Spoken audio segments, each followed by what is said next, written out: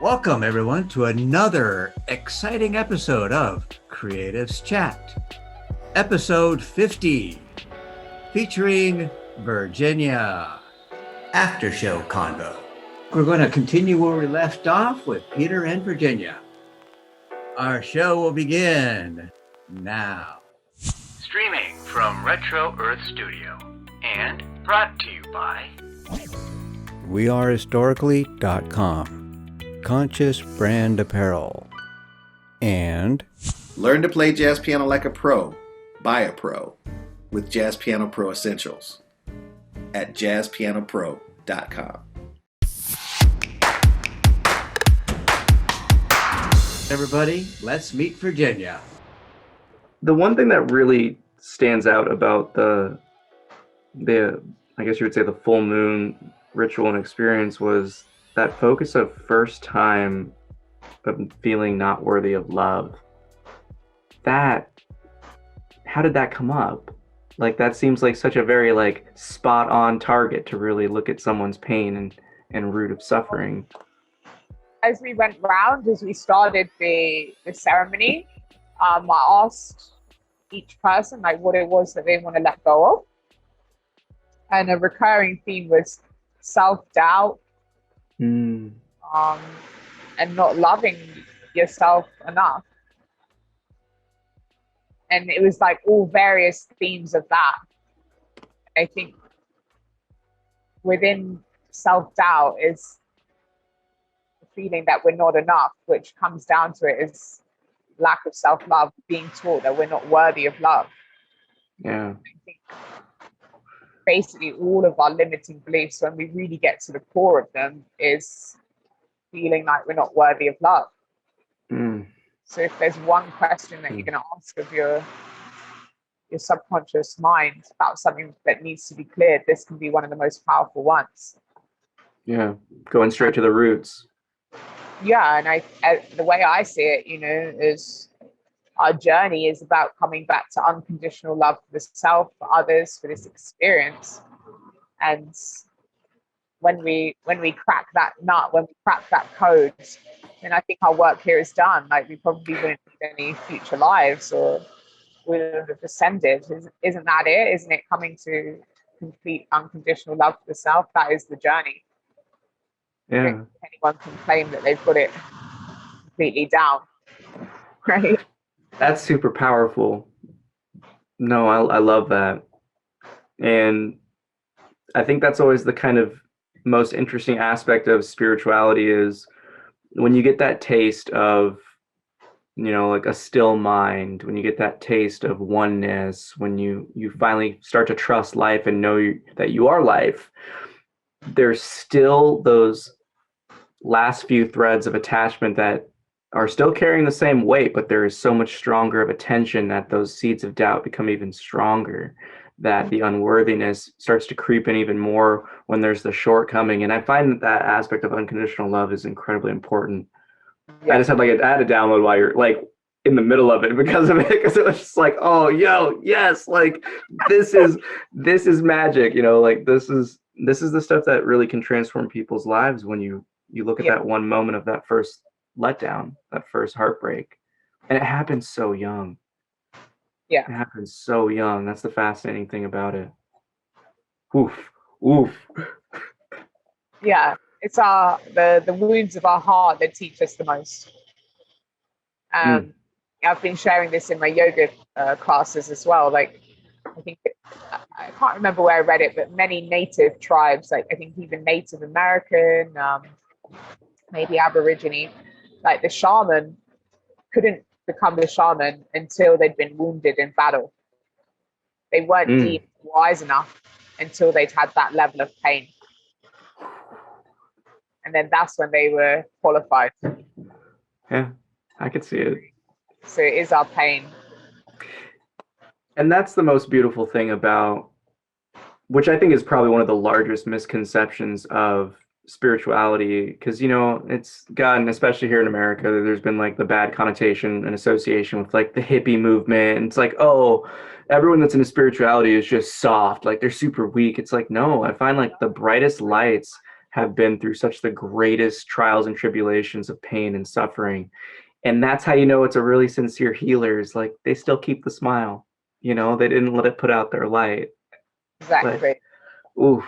So true. So what's probably one of the ways you could say you've transformed your pain into power? I think the biggest thing is my yoga practice. When I really dedicated myself to my yoga practice, it was from a lot of heartbreak. And I put all of my love into that practice. And from that, I saw changes in my body that I'd never seen before. I was able to do things I had never thought I'd be capable of. Wow. That was actually from pain. That drive to see what I could do came from pain. And then from that transformation in my yoga practice, I learned so much about what was possible with the mind, because of course my body was doing those things, but it was actually my mind that got me there. And when I kind of get to like sticky places in my coaching business now, I think to my yoga practice and the mindset that I had when I was trying to get that handstand or this forearm balance or back bend or whatever it was. I was always telling myself, I can do this. It might not be this very next try, but I can do this. And the more you have that internal story, then the more it becomes true. But I think my brain or my manifesting powers is very physical. Like I have a lot of like control, or I can mold the physical quite well with my mind. That's how I feel about it. And so I'm trying to like translate what I've learned more and more from my yoga practice to other things now. I love that. Teacher, that yoga is like, you know, everything. It's life. So yoga is everything. Yoga is life. It can be translated to all life experiences, is what you experience on the mat. Yeah. You know, that's really cool way to put it. That self-doubt that comes in is exactly the same as that self-doubt when you're starting a new project or starting a new relationship or whatever it might be. Right? When the yoga teacher asks you, try this posture, and that voice goes, no, I can't do it. It's exactly the same. Yeah. No, I laugh because it's so funny, you know. It just reiterates the way you put it in the yoga. I mean, just the way you phrased it, things kind of connected dots. And we really do have every lesson of life bestowed upon us just by being born, you know, having this body, going through because I was thinking when you're saying, you know, the trials and tribulations is something at work, you know, the same struggle. I just thought of like that one moment you get a new position, your leg is just shaking intensely. You're like, oh my God. That's such a cool way to put it. Now, I have seen a lot of your kind of like your pranayama work and, you know, that power of breath. What would you say is the purpose or meaning of you, and like how did you get involved with pranayama and utilizing it for your own practice? Well, again, it's part of yoga. That's when I first got into breathwork, well, traditional yoga pranayama is what helped me to deepen my meditation practice, because in our yoga training, I had a really special teacher. His name's Sudhir Rishi, I think it is. And he's really inspiring man. And he like taught us yoga philosophy. And he also did the breath work and the meditation with us. So every day for a whole month, we were doing the pranayama before our meditation. And before that, I always struggled to keep my mind, like, it was always just going off on a story, going off about not being good enough or what I need to do in life to be better and As soon as we started adding in that pranayama, I was like, whoa, what is this? Like, wow, I'm feeling blissful here. And I'd never experienced that before. So that was the gateway to deeper meditation for me.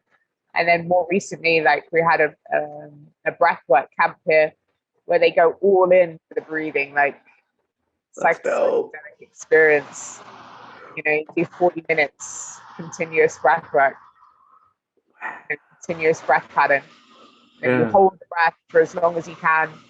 You're just in this space of like, I'm traveling to the Wow. higher dimensions, you know.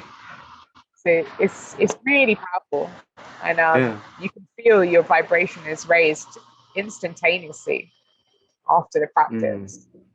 It's like a fresh new human being after that. So I It's highly recommend it. Like there's so many people that yeah. here that just did this retreat that it's transformed their lives, like, overcoming Mm. so many difficulties just through doing breathwork.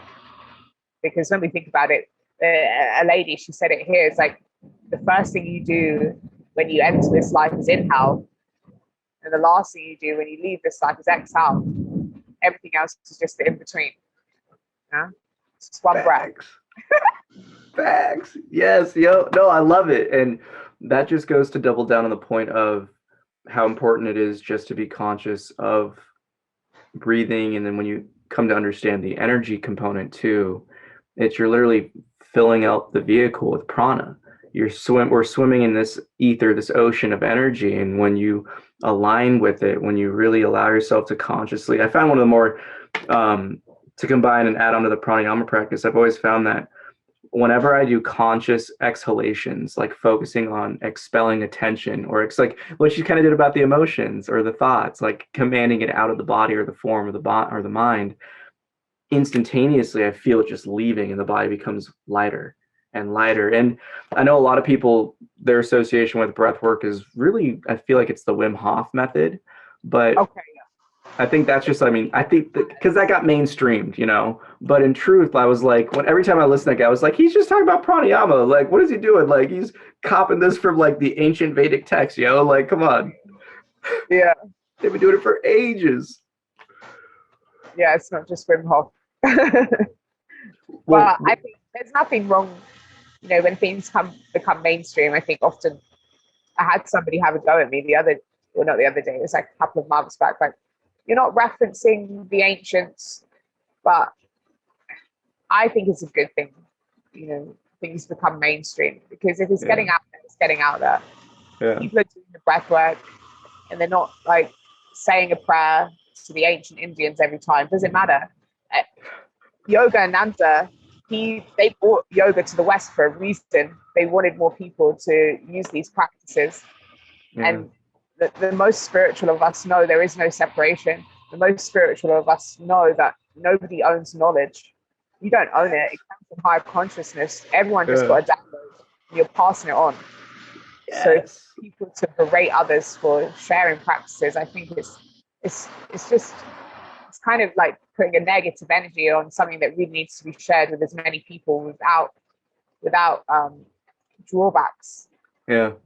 You know? And I think that's one of the issues of just kind of the society we live in too, because when you start to, I mean, everyone has their own practice in the sense of we all have to have our own way of life. We all have to actually survive in this matrix that we're living in right now.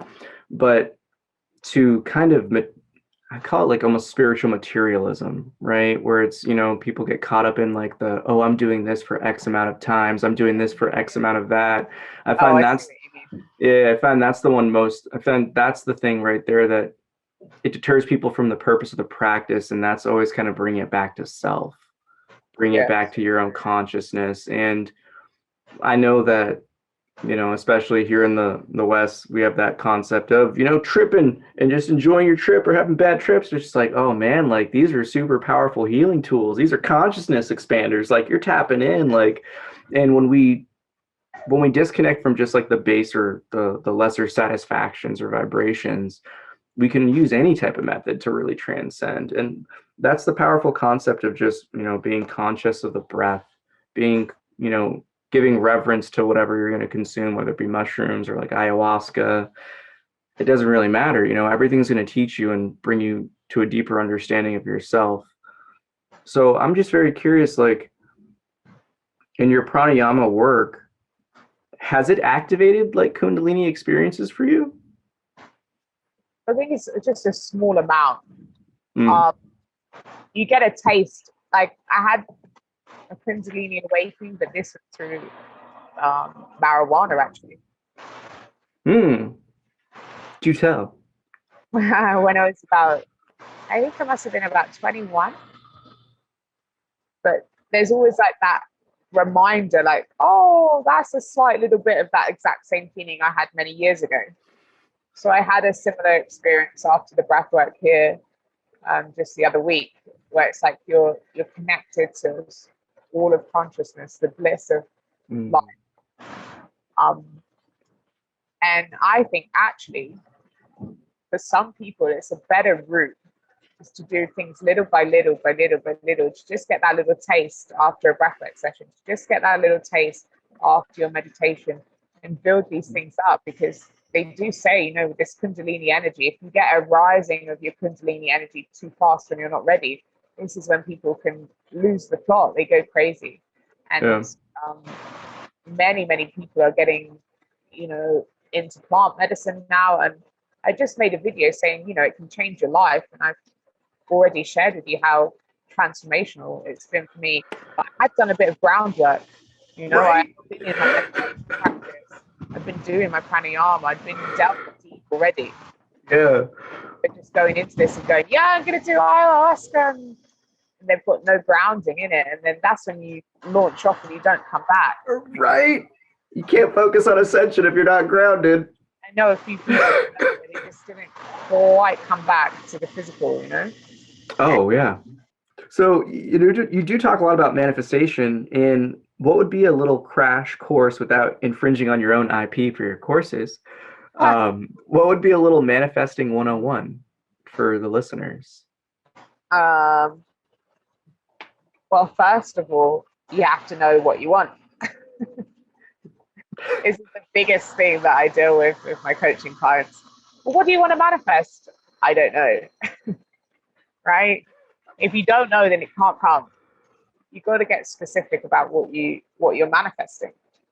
And then be super mindful of the language that you ask the universe to serve your manifestation to you in. Use present or past tense. No, I want, or it would be really nice, or I wish. It's like, so happy and grateful, you know, be in it already. And yeah, so it's huge. I think often what gets left out of our manifestations is including the emotion, including the feeling that we're looking to create in our lives, you know. Yeah. So I have many techniques that I share in my course with my coaching clients that helps you to embody the emotions of your manifestations now. And then ironically, what will happen is your manifestation stops mattering that much to you. I've had this with many coaching clients, like then they recognize, oh, I don't even really care about what it is that I was kind of calling because I feel so good now. And then what will happen is it will come quickly without you even caring about it so much, because you've embodied the emotion that you're looking for already in this moment. Ooh. It's only a visualization away what you're looking for. That's so fascinating, because to me that just resonates in the concept of, because the way I like to look at it is, you know, we are sources, we radiate. Like when we feel love, when we feel abundance, it's something that shines from us. You know, it's not, we're not getting it from others, but like even on that like that base conceptual level. So when you intent with your emotions, the law of attraction starts to gravitate things and pull it towards you. Yeah. That's next level trippy. I love that. I love that. Oh, that's so cool. And then another thing which we've touched on already is like clearing out those past experiences that are lowering your vibration. Because I think what happens with us is, as children, when we feel emotions, often they're not even expressed properly. So they get trampled down, they get squashed down. And they're hanging around in our frequency, and we don't even realize it from past negative experiences that we haven't allowed ourselves to express the emotion of. Once we allow ourselves to revisit and allow the emotion completely and then clear it, and to use our imagination to change, like I say, change the past, then we raise our vibrational set point, which helps us to manifest those bigger goals. That's super powerful, because I think that's one of the things that I find that, you know, spirituality, you know, practices of the East have always obviously been ahead of the curve of Western medicine, but like we even know in psychology of the West is like that's we compartmentalize as children. And that's how these, you know, these seeds of manic episodes, psychotic episodes, depressions, all these other things, they originate from that first initial dissociation. So it really is almost like you're bringing yourself together again. You're tapping back into the wholeness of yourself. Yeah, that's a really nice way to look at it. Totally agree. Putting the puzzle back together. But again, it comes back to the spiritual aspect that's like you're the observer, you're also the participant, and you're the kind of like witness to everything. It's one of the troubles of it. Yeah. There's a meme that reminds me of a meme that I saw on Instagram, like of like this big finger flicking someone off the cliff, and it's labeling the person being like flicked off the cliff as you, the cliff is you as well, and the big hand is also you. It's like I love it. Spirituality. That's so true. That's the one thing that's always, I mean, I love this great mystery and gift we have called life because there's never an ending to like the unfoldment and how we can learn. Because, you know, the more you pick up from others, you just gain more pieces of the puzzle from everyone else, and it just builds your own perspective. And like, that's why I love this show, is being able to converse with people like yourself. Like, we really do get a chance to tap into that higher knowing that we're all connected to. And when you get that different perspective from another one's window of awareness, it's just like, oh wow, I see this whole life differently now. It's so cool. Fresh perspective is everything. Do you find that's one of the things that you just kind of like naturally knew from traveling so much? Yeah, that is, I think, a key of traveling is you're constantly given a fresh perspective without you even having to try so hard. And also by meeting many people from different walks of life, you're given other people's perspectives where you wouldn't have come across them perhaps in your everyday life. That's a huge part of greater awakening, is including those perspectives in your outlook on life, and recognizing that those perspectives can be just as valid even if your perspective doesn't agree with it. Yeah. Hey, we're each divine beings, yo. So it's, and I find that's always the coolest aspect of, you know, traveling and getting to experience new people in that sense is you never know how the lessons are going to come in life, but they always present themselves in the most quirky of ways. So you'll find someone that kind of challenges you in that moment. That's where I love the whole, you know, concept of synchronicities and those divine timing moments where it's like, oh, there is no such thing as coincidence. Like, this was meant for me to experience this right now in this moment. Yeah, synchronicities are like just those little crumbs, those breadcrumbs along the path, like your signs that you're going in the right direction, I think. It's a way of spirit communicating to you that you're on the right path. I like that.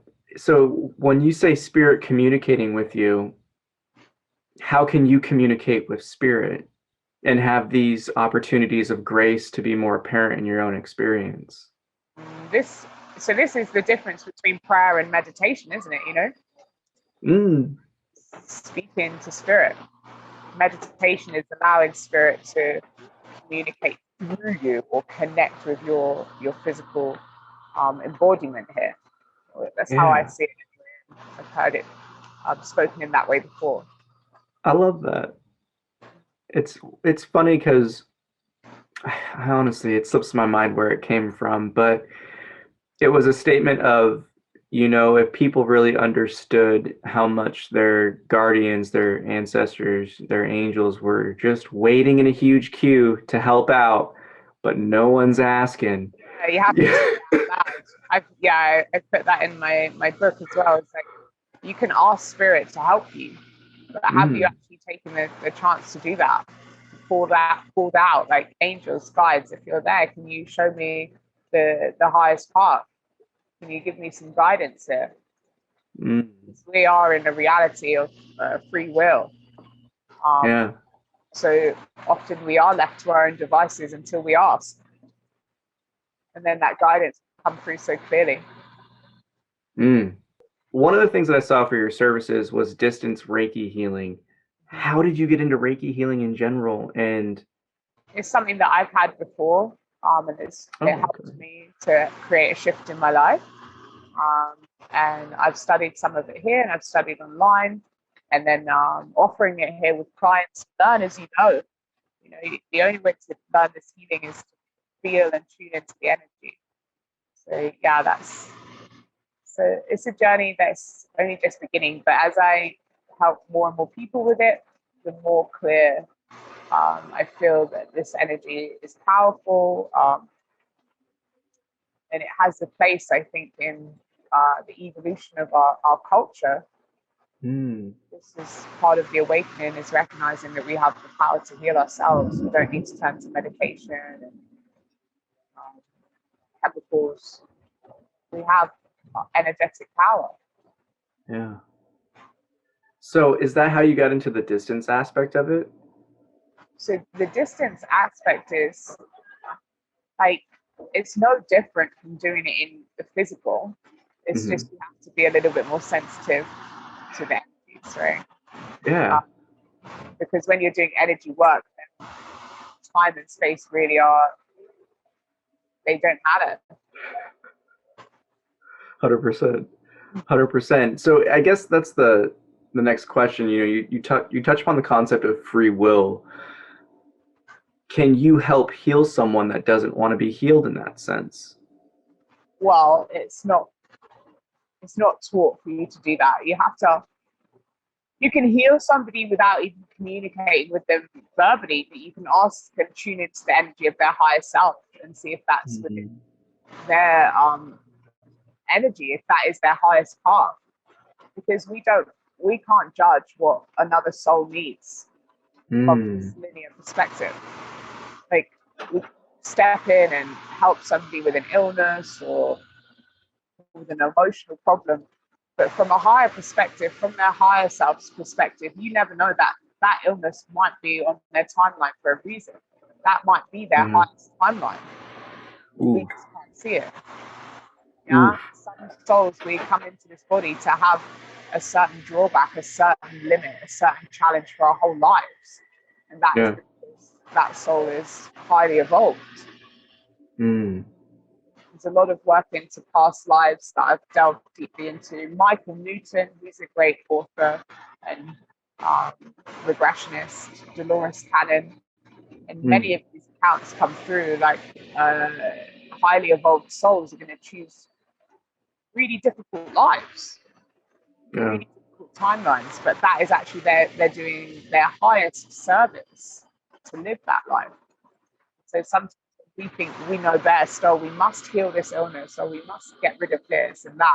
We're actually interrupting in the higher path. 100%.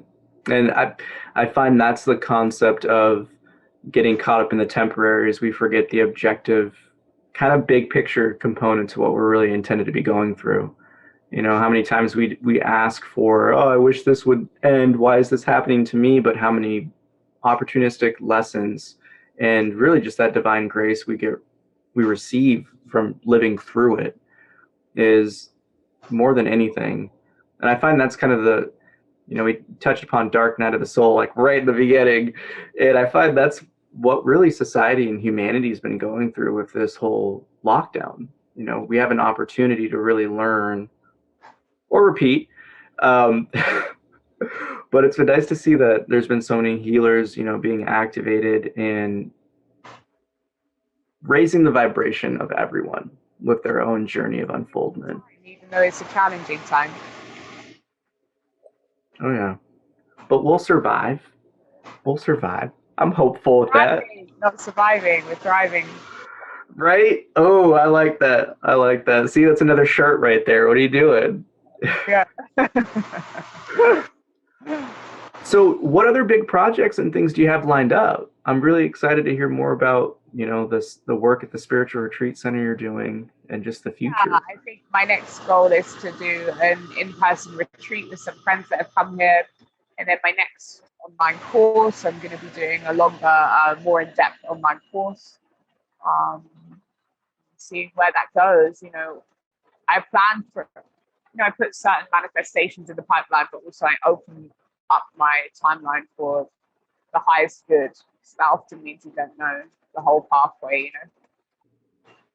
Oh yeah.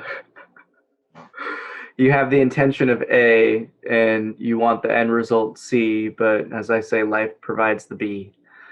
Yeah, I love that.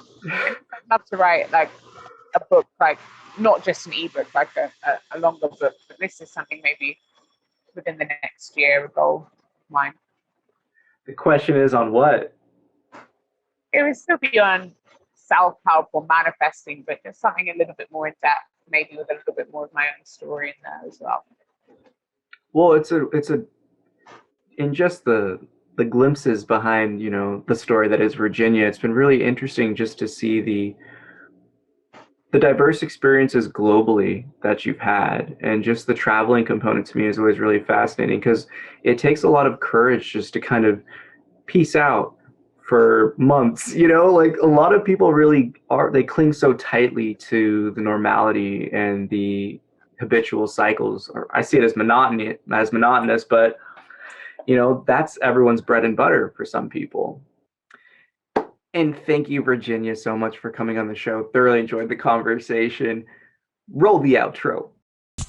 That concludes this episode of Creatives Chat. Thank you for watching.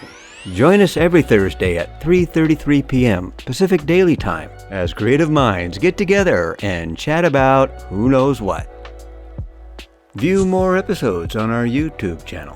Don't forget to like and subscribe. Thanks again to our sponsors for making this show possible. Thank you, We Are Historically, for your conscious human apparel. Shop online at wearehistorically.com. Hi, I'm Darius Wilrich. I'll teach you everything you need to know about playing jazz piano like a pro with my 12-week online video course and downloadable guidebook, Jazz Piano Pro Essentials. Enroll today at jazzpianopro.com.